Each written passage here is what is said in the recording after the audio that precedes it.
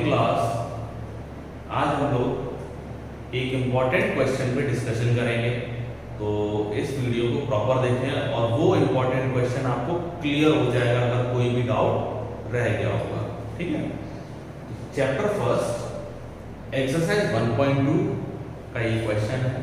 ठीक, ये क्वेश्चन था क्या, show how √5 can be represented on the number line. इस क्वेश्चन से रिलेटेड बहुत से बच्चों के कॉल्स आए मेरे पास और मैसेज भी कि सर क्या हम लोग √5 का ही निकाल सकते हैं, इसके अलावा कोई और डिजिट अगर आ जाती है तो हम उसको कैसे रिप्रेजेंट करेंगे, या हमेशा उसके लिए हमें बेस क्या लेना पड़ेगा या परपेंडिकुलर क्या लेना पड़ेगा। बहुत सारे कंफ्यूजन थे, तो आज उन कंफ्यूजन को दूर करने के लिए हम लोग इस पर बात करते हैं। है क्या, ध्यान से सुनिए और वीडियो को प्रॉपर देखिए। ठीक है, देखिए कोई भी नंबर हो आप उसको रिप्रेजेंट कर सकते हैं इस पर। ठीक, करेंगे कैसे, सबसे पहला काम क्या होता है, हम लोग नंबर लाइन बना लेते हैं। ये हमारी एक नंबर लाइन होगी, 0 आप पॉजिटिव में अगर शो कराना चाहते हैं तो नेगेटिव में कम रखें पोर्शन। ठीक है, 0 -1 -2।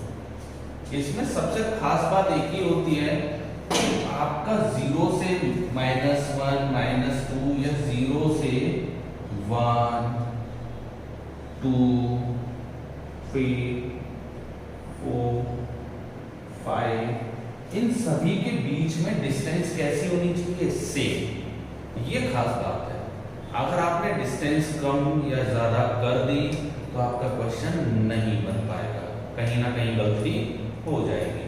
तो हमेशा याद रखेंगे कि हर 2 डिजिट के बीच में, जैसे हमारे 2 डिजिट क्या है 0 से 1, इन दोनों के बीच की जो डिस्टेंस है वही डिस्टेंस सभी के बीच में होनी चाहिए। ठीक है, अगर आपका 1 सेंटीमीटर है तो 1 सेंटीमीटर हो, 1.5 सेंटीमीटर है तो 1.5 हो, जो भी आप ले लें। ध्यान रहेगी ये बात हम लोग क्या करते हैं, सबसे पहले कंप्लीट स्क्वायर जो हमारे नंबर होते हैं।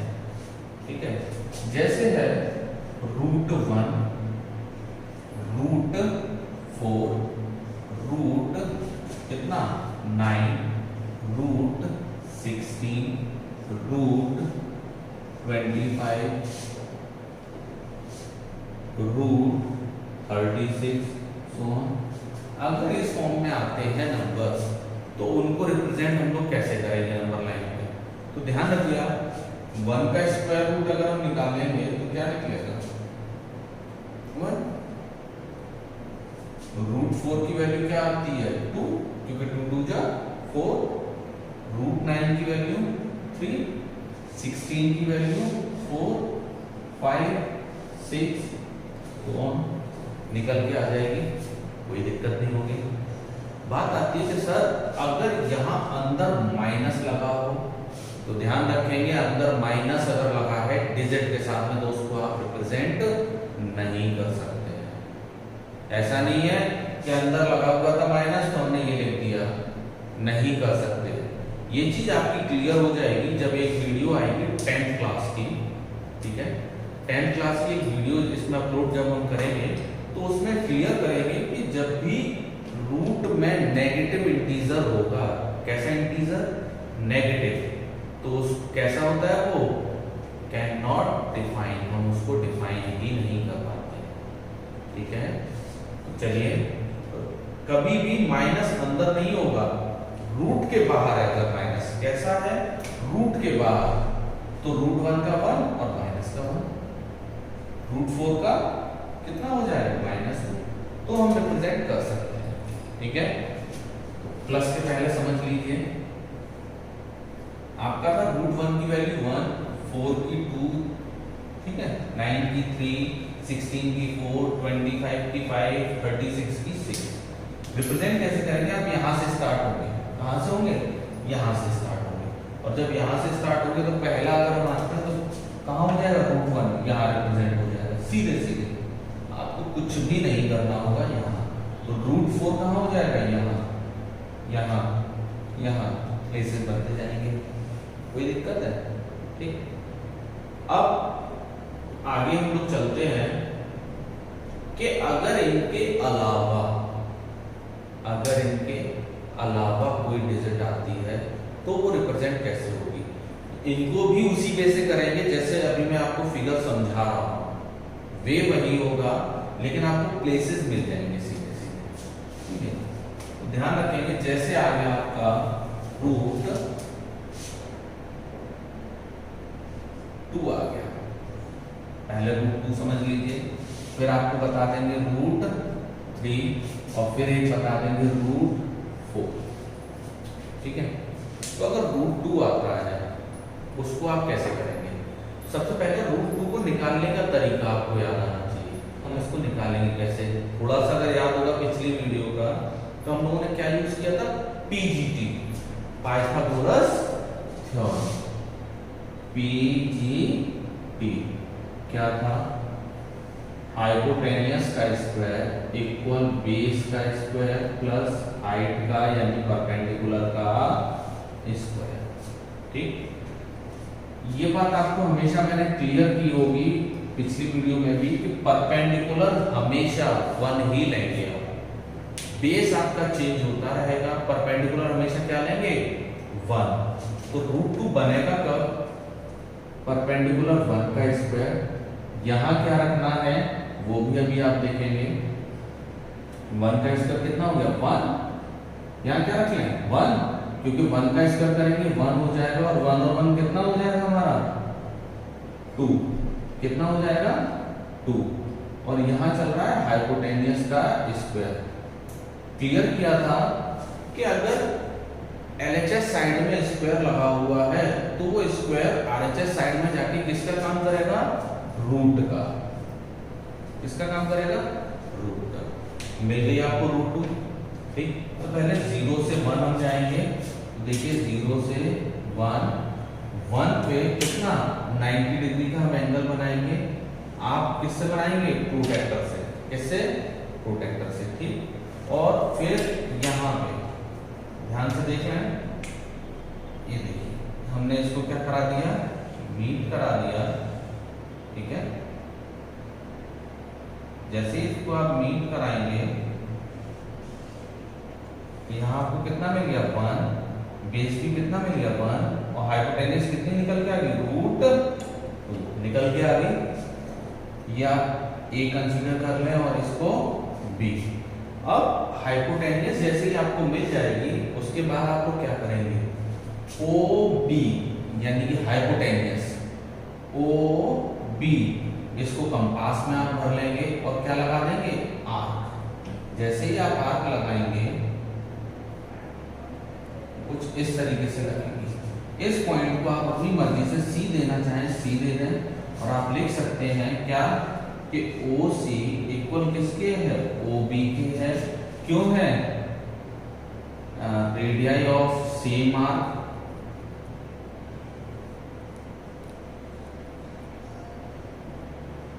OC हमको नहीं पता कितनी है, OB कितनी मिल गई हमें, OB रूट 2।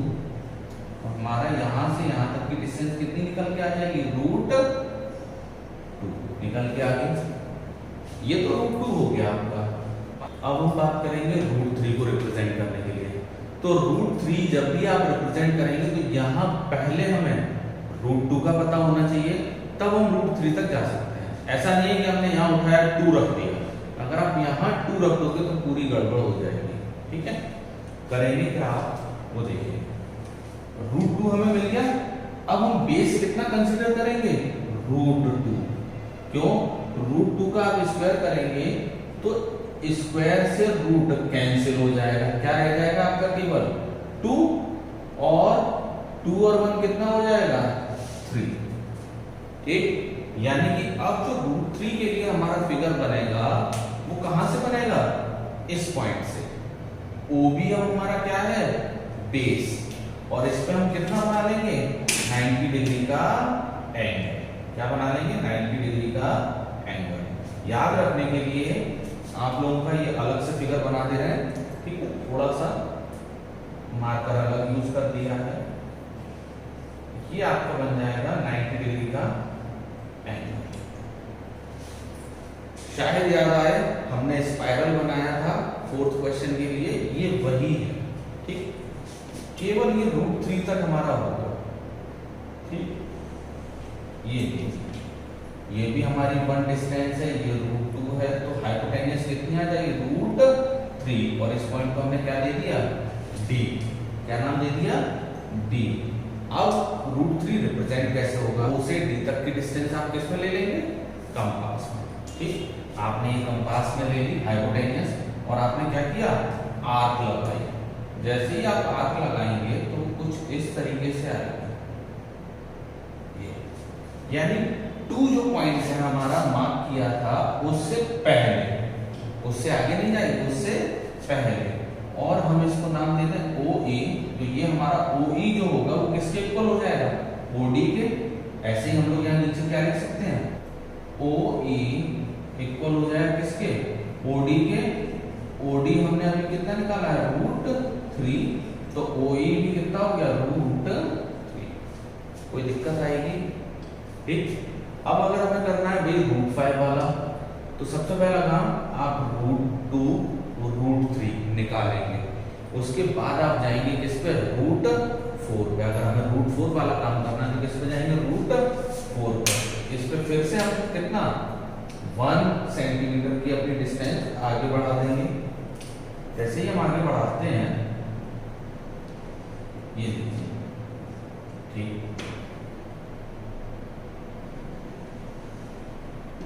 ये कितना हमें मिल जाएगा? √4। इसका नाम हमने क्या दे दिया? F। और ये 1 सेंटीमीटर ही रहेगी डिस्टेंस, और यहाँ एंगल कितना होगा हर बार? 90 डिग्री का। याद रहेगा। यहाँ एक्सप्लेन कैसे होगा वो आपको बता देते हैं। अगर हम लोग यहाँ बेस में क्या रखें? √3। क्या रखें? √3। तो रख लीजिए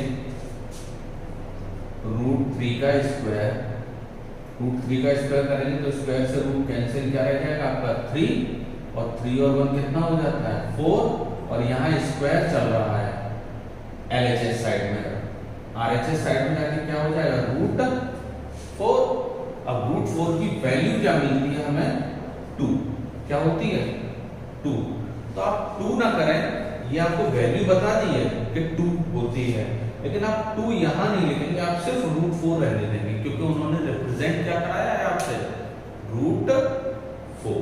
जब √4 रिप्रेजेंट कराया है तो काम हमारा क्या चलेगा कि OF, हाइपोटेन्यूज क्या है? OF की डिस्टेंस कंपास में ले लीजिए, और आप क्या लगा देंगे? आर्क। जैसे ही आप आर्क लगाएंगे वो आर्क ऑटोमेटिक आपकी कहां पे टच होगी? 2 पे। ठीक, जब 2 पे टच हो जाएगी तो ये डिस्टेंस कितनी होगी? √4, और इसका नाम दे दीजिए G। तो √2, √3, √4 आपको समझ में आए होंगे कैसे बनाएंगे। सेम इसी के अकॉर्डिंग √5, √6, √7, √8, √9 सारे बनते हैं। बस √1 से लेके √4 तक हमें क्या लेनी पड़ती है? बेस भी 1 और परपेंडिकुलर 1 पहले, फिर हम लोगों का इंक्रीज होता जाता है बेस √2, √3, √4 इस तरीके से, और परपेंडिकुलर 1 ही रहेगी। लेकिन बात आती है √5 की।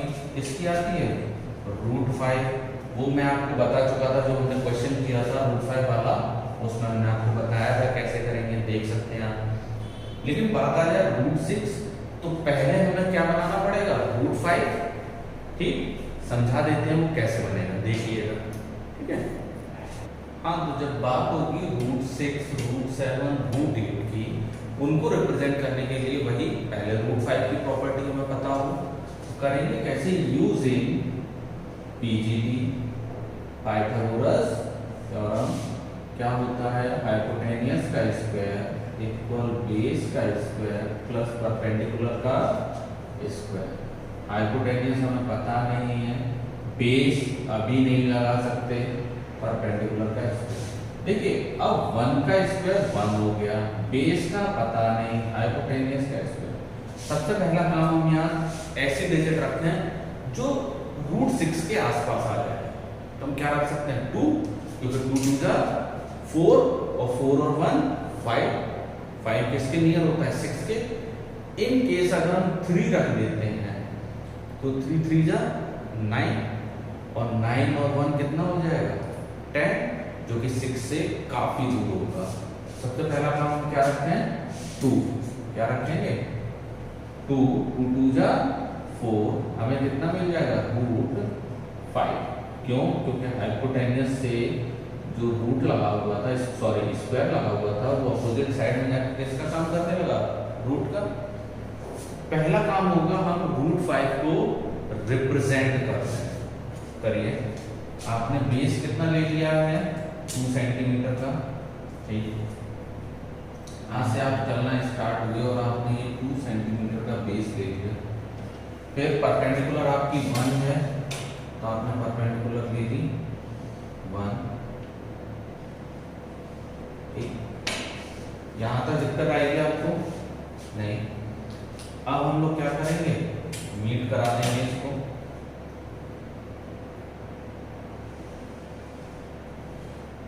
जीरो से, ठीक है। ये आपको क्या मिल गया रूट 5। कैसे? क्योंकि बेस 2 था और परपेंडिकुलर 1 वैल्यू मिल गई रूट 5। इसको नेमिंग दे दिया आपने ए बी, और ये हमारा 0 है, 0 था वो लिख दिया, ठीक है। नेमिंग हो गई हमारे सारे पॉइंट्स की। अब हमें रूट 6 तक जाना है, तो रूट 5 के बाद स्टेप आता है रूट 6 को निकालने का। डायरेक्ट आप रूट 6 अगर निकालेंगे तो कहीं ना कहीं आप एरर कर देंगे, और जहां भी गलती हो गई आपसे वहां आपका क्वेश्चन गलत और मार्क्स चले जाएंगे। रूट 6 को निकालने के लिए हम लोग यहां पर क्या रखेंगे रूट 5, क्या रखेंगे रूट 5, क्योंकि स्क्वायर से रूट कैंसिल हो जाएगा तो 5 रह गया, और 5 और 1 कितना हो गया 6। यहाँ स्क्वायर लगा था, राइट हैंड साइड पे जाके किसका काम करने लगा रूट का, तो वैल्यू कितनी मिली हमें रूट 6। अब रूट 6 जैसी वैल्यू मिली, अब हमारा काम क्या रहेगा 1 सेंटीमीटर की डिस्टेंस फिर से हम किस पे ले लें अपनी जो बेस हमारा है, और बेस क्या है अभी, अब ये बेस नहीं रहा, हमेशा याद रखें बेस अब आपका क्या बन गया रूट 5, क्योंकि यहां आप कर चुके हो सॉल्व, और ये मीट करा है आप, ठीक है। ये आपका क्या हो गया सी, ठीक। अच्छा, सबसे खास बात, जब भी आप कोई भी चीज रिप्रेजेंट करेंगे, चाहे वो रूट 5 रूट 2 रूट 3 इस तरीके से नंबर लाइन पे, तो पीजीडी जो आपकी प्रॉपर्टी है वो आप शो कराएंगे, लिखेंगे। अगर आप नहीं लिख रहे हैं तो भी प्रॉब्लम रहेगी उसमें, ठीक है।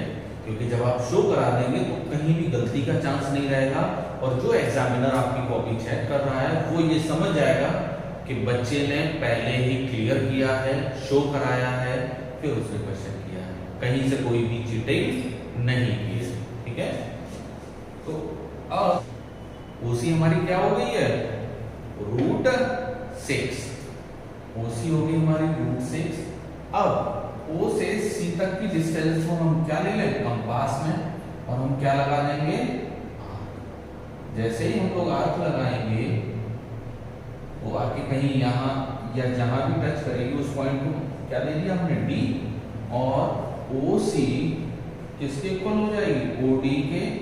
ओ सी कितनी है हमारी रूट 6, तो ओडी भी कितनी होगी रूट 6, और है क्या दोनों सेम पॉइंट से डिस्टेंस है। किस ओसी जो हमारी लेंथ है वो किसके इक्वल है ओडी के इक्वल है। क्यों? क्योंकि ये आर्क सीडी से सेम पॉइंट तक की डिस्टेंस है, ठीक है।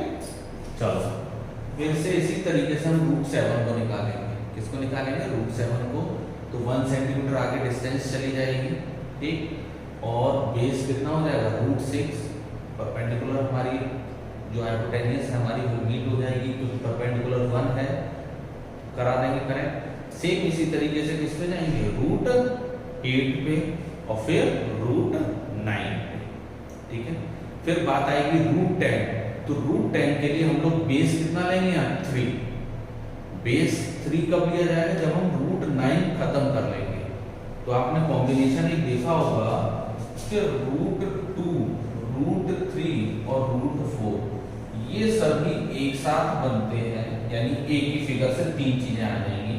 सबसे पहले रूट 2, रूट 3, रूट 4 अभी बताया। फिर रूट 5, रूट 6, रूट 7 और रूट 8, रूट 9। ये 5 चीजों के लिए आपको क्या बनाना पड़ेगा, इस तरीके से स्पाइरल। क्या बनाना पड़ेगा, सर्कुलर स्पाइरल।